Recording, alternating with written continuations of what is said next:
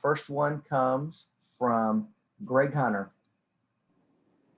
So, Gerad, start with your receivers a little bit, both the older guys in what you're trying to improve with them, and then give us an insight into the younger guys, Prather and even DeVell Washington, what you're seeing out of them. Yeah, you know what? It's good. We just got finished up and came off our third practice. The guys are eager to have a really good offseason, which we needed. They've really developed into a great work ethic, and they know obviously improvement needs to be made in a lot of different areas, and they're embracing it. So really pleased with that. The veteran guys are becoming veteran guys, meaning we've actually got leadership. Some guys really trying to take it forward and be able to respond to negative results as well as positive. So that part's been really well from our vets. And then young guys, yes, it's actually pronounced Prather. KP is here with us and really starting to learn how to practice and be a college guy. The guys have really embraced him and really like him. He's really become a guy. He's really conscientious and works, and he's made some plays early in the spring, which always helps. Of course, it's going to always be the learning curve with an offense that's much different than what he's used to, and the pace of practice and all those things. And he's really taken on to the learning very well. Same with DeVell, first real spring for DeVell Washington, and he's really embracing learning and has still got to take some steps in that department. But he's a really good, strong kid that's worked really hard in the weight room, and his body looks so much better. And as a group, we look different, and that's really going to help us build confidence. And that's where we're at. You know, I've told the guys not to give too much on the answer, but it's a group that really needs to get lost in the work. And that's not to give some punchline or be an interview guy. We just need to get lost in the work and don't get too high when we play well. Don't get too low if something bad happens, and just get lost in the work and go have fun playing. And I really believe we're doing that better right now. We've got to sustain it. Next question from Ryan Pritt. Hey, Gerad, good to see you again, man. Hope you had a good winter. Hey, you too, Ryan. Hey, I wanted to ask about your offensive line. It's a unique kind of group, I think, because you had a few guys that were young last year that got a lot of playing time, and you got some guys that have come in that are kind of high quality players too. So how is that group gelling, and what do you have to do this spring and in the summer to kind of keep progressing on that front? Yeah, I think that's the word. I mean, if we can keep, steps were made, and we all know top to bottom that more steps have to be made. That happens with a progression of teaching and strength and off season that we believe has happened. And then, of course, as you add new faces and add some veteran faces that took a bunch of reps, like you mentioned, and getting better last year in our COVID year.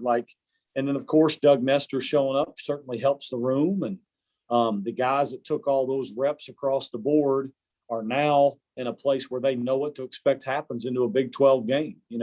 I look at like Zach Frazier, although he played a bunch of guard, he moves over now to center, but it's a thing that Zach Frazier's taken a bunch of reps that are going to allow him to find success and know what to expect. But those guys, even from Brandon Yates and Gamitter and Parker Moore and all our guys there up front are faces that have done it before. Now it's just literally, right, getting lost and getting better, getting stronger, learning how to get some more answers to the snap of the football and all those things it takes to actually be good when it matters, meaningful reps when game reps are on the line. Kevin Kinder. Hey, Coach, I talked to Coach Brown yesterday a little bit about the process of teaching in the spring, kind of the nuts and bolts of it. For you, your individual receivers and then the other offensive assistants, what's the process like going from what you see on the field, reviewing the practice tape, and then getting the information to them so that they can act on it in the best way? Yeah, it's a really good question, because Coach Brown's made a big emphasis on us teaching, and not only just us teaching, hopefully our players learning how to teach some of the material as well. And then, of course, our guys just learning how to be versatile and play different spots and make sure we're putting guys in the right places to have the best success they can. I think for us, like especially in my room, but just hearing our guys on staff teach, I think any way you can get a guy to be able to retain it is crucial. So how do we retain information?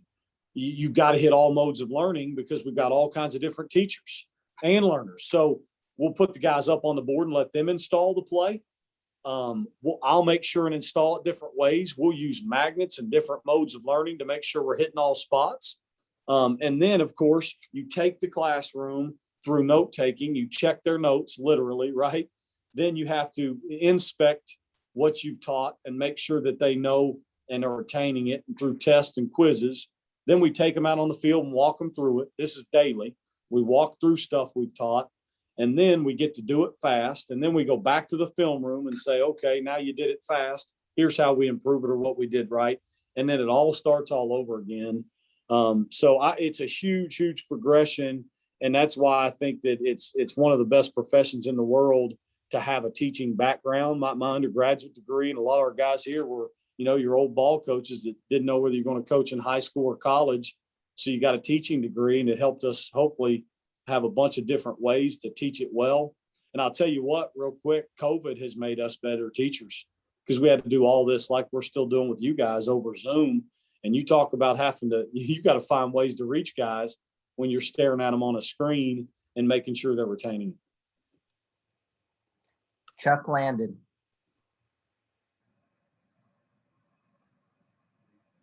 Chuck, you're muted.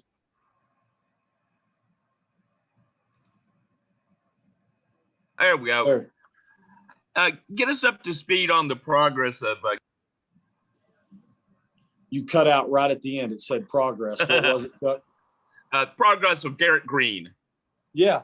Big topic. First off, him and Daggy have been great in preparing, and they're going to push each other in a very positive way. To start, it's his first run of really getting meaningful reps. So he's had some of this. He had a special throw day one, and then there's been a couple moments where we've thrown it to the wrong people and had some moments that quarterbacks have. But he's handling it good. He knows the offense well enough now to where he has answers, not only when it goes right, but even he's able to realize, I know exactly what I did wrong. And that's a lot of playing that position. But he's got great energy and juice, and the guys love him. And like I said, him and Dagy's relationship has really helped him learn faster and push. It'll be fun to see him come along. There's things he does different that'll be good for us as a staff too, to make sure we're doing the right things with him. Thanks, Jared. Thanks. John Antonic. Coach, curious what you guys got accomplished today. And I know on Saturday, Neil mentioned that 2-point conversions was something that may carry over to today. What did you do today, and who shined for you a little bit? Yeah, we made a huge emphasis on 2-point plays because of the rule change, John, more than anything, the first 2 days. And then today we really pushed through and did some low red zone work. 2-minute drills and sudden change was kind of an emphasis for us. So it's amazing what always happens when the field gets reduced and everything, timing changes and everything, the field shrinks. That was a big emphasis for us today. And I think for us, to stay away from discussing total installs, but some of our run game's really growing. So we put in some different run game schemes that we think are really going to help us. So that was really good to see some growth in our run game. And then outside at receiver, we really did a good job pushing off the football, made some plays down the field outside. So it was good to see. No individual really outside that I would want to name, but we just had a good day, and energy was really good and made a step with some of our gap schemes in our run game. Curious, flag football, the first 2 practices, this time you put the pads on, how did they respond? You know what? You could tell we did. It probably helped the pulse of practice because anytime you put them shoulder pads on, everybody gets a little chippier. So we had good energy practice, but took care of each other. So it was good to see guys actually be able to use shoulders and hand placement and play ball. Next question from Michael Sussman. Coach, turnovers were an issue at times last year. How do you work to minimize mistakes in spring ball, and how has the offense taken care of the ball through 3 practices? Turnover margin's the answer to it all, and we know that. I think you have to stress it daily, and we do. We've actually done a good job of taking care of the football for the most part with some issues carrying it. We'll continue to grow in how we take care of it to make sure we don't throw interceptions. Those are growth things. But we've been good, and Daggy took care of it pretty well last year. We just got to continue to stress that if we win turnover margin or we're plus in it, the odds of you winning football games go dramatically up. So it's a daily push. And more importantly, we've got to keep on straining to our skill guys of how to carry the football daily. And it's a big deal that we've got to keep on stressing. Back to Ryan Pritt. Hey, Jared, one more for me.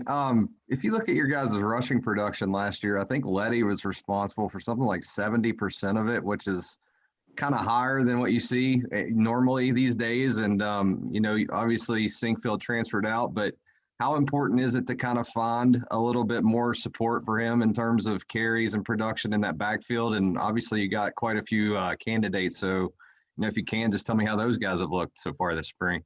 Yeah. It's a high percentage. It's kind of that game we must play. We know, I think it's safe to say that Letty's a special player.